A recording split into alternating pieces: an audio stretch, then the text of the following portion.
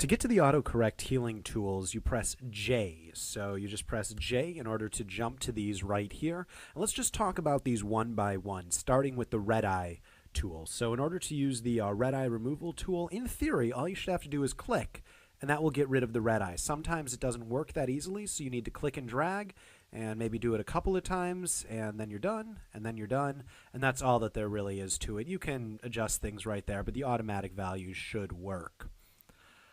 The spot healing brush here, let's switch out images right here. The spot healing brush, in theory, should be able to look at something such as a wire and then be able to remove them automatically. While there are options that you can right-click on, I suggest changing the size with just the square bracket key. So, with just the square bracket key, so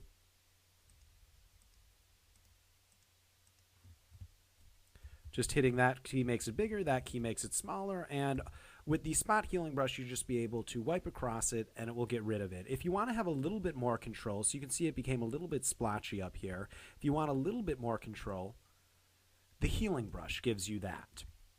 And the way the healing brush works is instead of just clicking and dragging, you hit Alt, then you click in order to sample, and then you drag, and it copies and pastes from the place that you hit Alt to the place down here. If you right-click, it's the same options that you get, and it gives you slightly more control. In general, you want to use sampled, you want to uncheck aligned, and current and below is almost always the right option. And that's just in case you have a color adjustment layer. It's good practice to do it that way.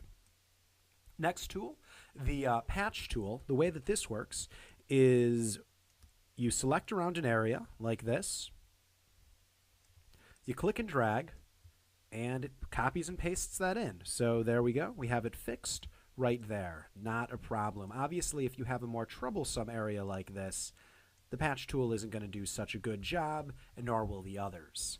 And then right-clicking gives you, pretty standard options that don't help you all that much. Content-aware Move tool is a new feature inside of Photoshop CS6, and it has two main options. It's actually two tools in one. One is Move, and one is Extend. So with Move, what you do here, let's just select around this, and now if I click and drag this down here, in theory, it should set the head down here. So it takes a little bit to analyze, and then it should get rid of it up there and set it down there. Perfect.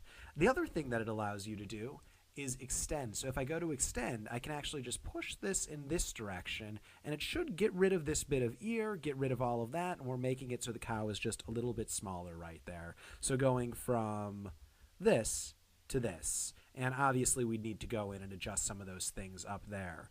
For the full 4-hour Photoshop crash course, click on the link below. And to get more of the tools, just click on this link inside the video itself. Thanks for joining me.